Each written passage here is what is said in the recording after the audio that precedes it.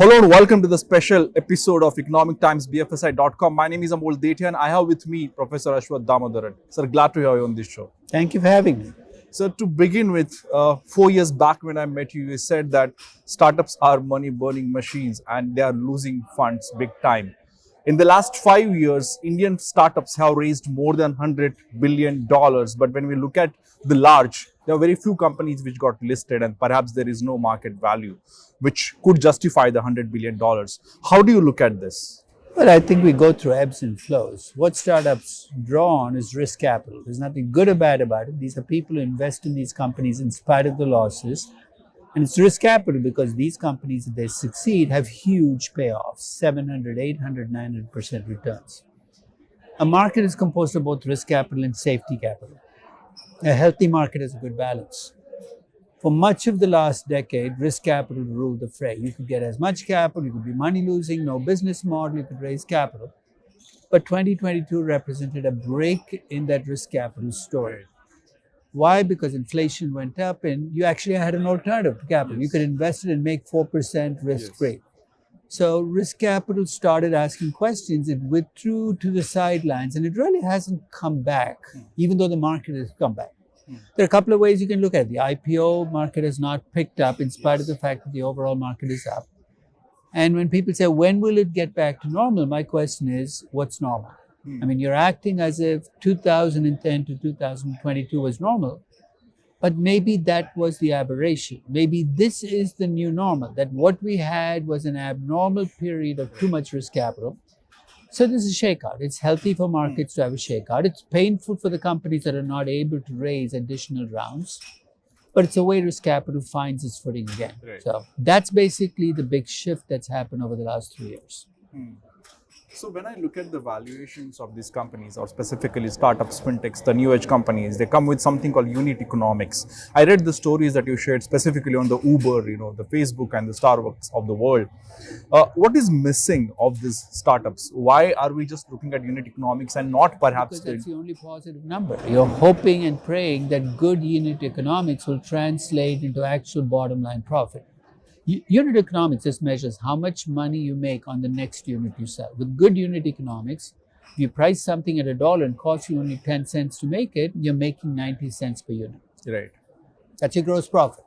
From that gross profit, you got to cover your SG&A, your marketing, your general operating expenses. So your unit economics can look great, but for young companies, the operating income is still negative. That's not enough. But good unit economics is a starting point, because then you're saying if I keep growing the company with the unit economics, my gross profits are going to grow disproportionately. Right. And eventually my operating profits are going to turn positive. But for that, your unit economics have to stay healthy and they have to provide enough gross profit to cover your other expenses. Right. Now, let me talk specifically about the conventional or the traditional companies and more about the banks, because that's what we look at very aggressively being a BFSI.com. So, the banks are also going through a margin pressures these days. Various reasons, whether the credit deposit ratio is going, haywires, or despite the bad loans, clear balance sheet is very clean. The credit growth is still stupid, and there are a lot of still challenges which the banks are facing. There is so much pressure on the operations because the digital cost is also going up.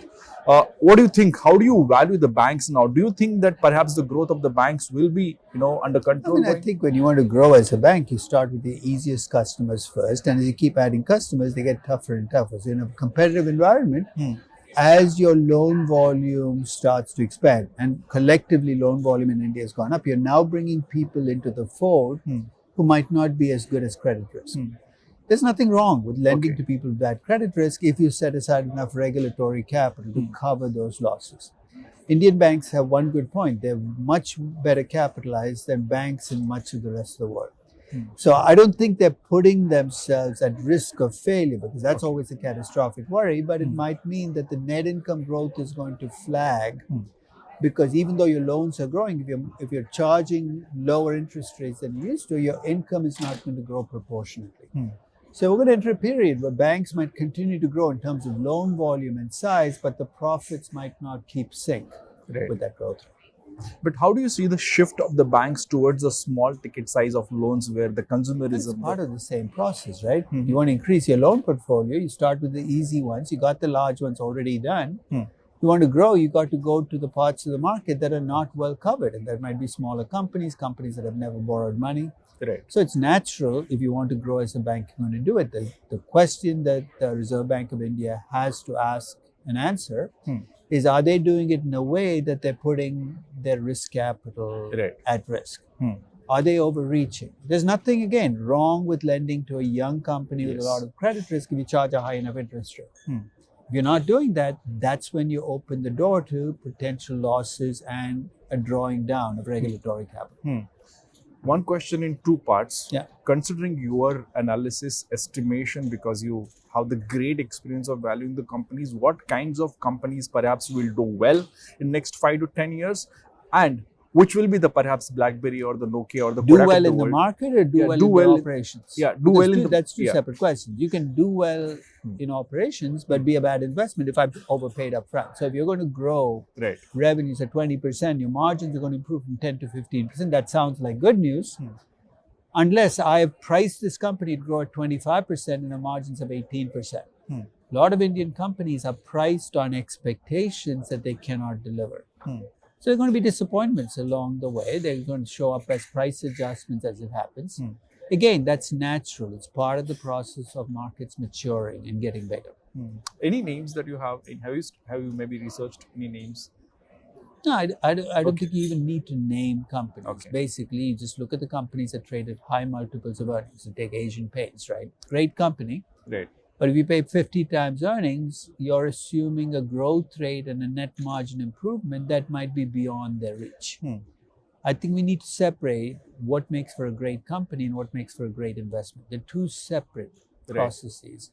So I think that many mature companies in India are priced as if they're going to have growth. Part of the explanation is you're in a growing country. So even though you're a mature company, State Bank of India. Agree. If State Bank of India were a bank in any mature market, it'll grow at roughly the growth rate of the economy. State Bank of India in India can grow faster simply because the economy is growing. You're basically just tracking economic growth with your revenues and your margins. Okay.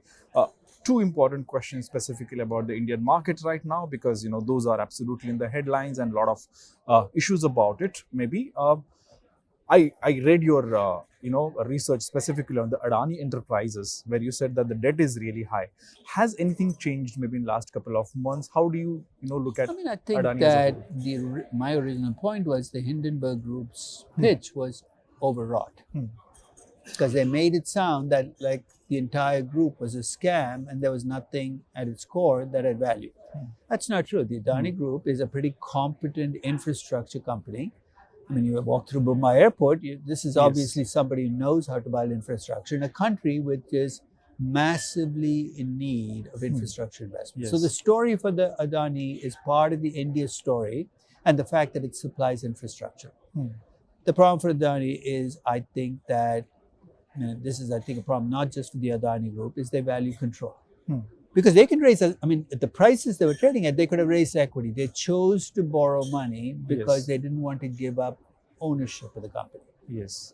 And I think many Indian family group companies often put control over actually healthy expansion because they don't want to give up, they don't want to dilute their ownership stake. So much of what you note with Adani, you could probably see in other family group companies that are growing fast. The reason you notice it so much in Adani is they're growing, they have these big projects, you borrow money, it's going to show up as far more debt.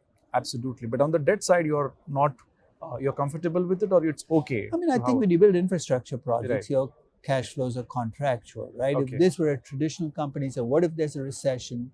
One of the nice things about infrastructure companies is because your cash flows get to be contractual, you can use that to pay the debt. That provides them cover. Infrastructure companies around the world tend to borrow more than other companies because of that characteristic. So am I concerned that they will go bankrupt? I don't think so. I have the capacity to raise capital, but I think that they need to think about a healthy debt mix and whether they want to pay down the debt and use equity to do it, which might mean giving up some, now that their price has rebounded, to actually build in more equity raise so that they can bring the debt ratio down. Okay, second last question. So just one last question on the startup. But before that, since we spoke specifically about the Hindenburg research, it's a short seller, but it's also made a sharp comment specifically on the regulator itself, and perhaps that's had happened perhaps in the first time in the history. How do you view this? Because the person who's actually governing body has been questioned. So, stop having a thin skin. Now, sticks and stones break your bones, but words cannot hurt you. You're a regulator. You pass rules. Of course, there's going to be pushback. Right. It's not an insult. If somebody says you're being lax, your job is not say, how dare you insult me? Show me you're not lax. Yes. And I think part of the problem here is the regulators were lax. There is a kernel of truth to what the Adani Group is saying. I don't think they were lax because of corruption. I'll be quite honest. I think they were lax because in India, if you're a bureaucrat or a regulator, you get no upside from making decisions. And you get downside when you make a decision that goes wrong. So you can see what's going to come, right? When you have to make a decision, you delay it. In the old days, you just take big stacks of files and send it to the next highest person. Right. Variation of that is happening here. Bureaucrats are not making timely decisions because they don't want to deal with the downside. It's the nature of how you reward and punish them, because as long as you punish them for making mistakes on the upside and reward them for not creating crises, they're not going to make decisions. Right. But the whole argument specifically on this, sorry, I'm not drilling you, but just a cross question. The whole argument about the short seller is that the regulator itself was involved in such activities. That's why I don't think it's a nefarious. I think it's easy because of political connections with the Adani Group to make it about political connections.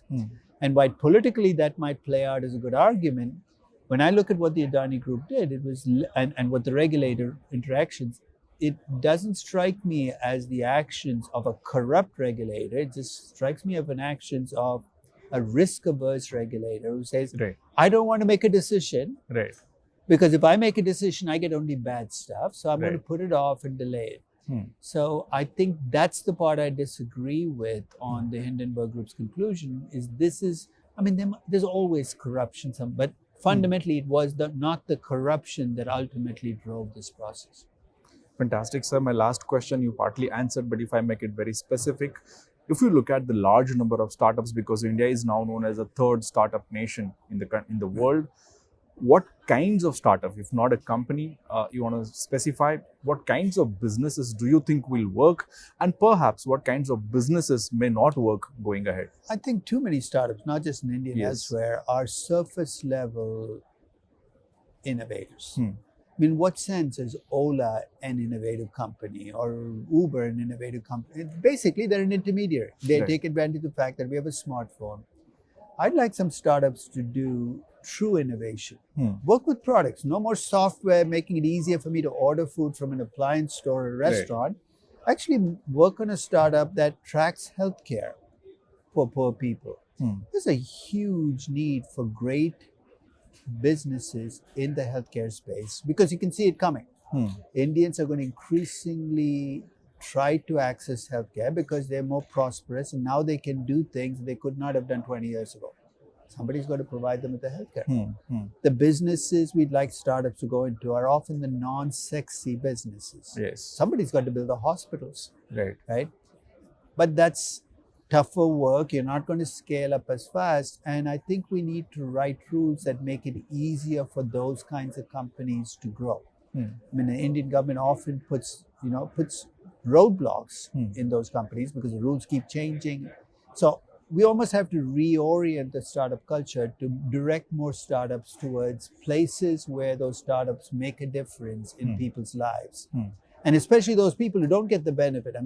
If you're in the bottom 50% of the Indian population, the fact that you can use a Zomato app to order an appliance is kind of abstract, right? But I'd love to have an app that allows me, or some product that allows me to access healthcare or get a loan much easier, because those will change my life. So I'm not saying there aren't companies in space, but there are far fewer companies in those spaces because it's hard work and more investment and more infrastructure and longer time horizons. than in writing software, creating an app, and trying to make money quickly, scaling up. That's meaningful, sir. I won't take much time, but thank you so much for sharing your Thank you. insights here and being part of this conversation. Thank you so much. Thank And thank you so much for watching this particular show. Thank you so much. Stay tuned, stay connected.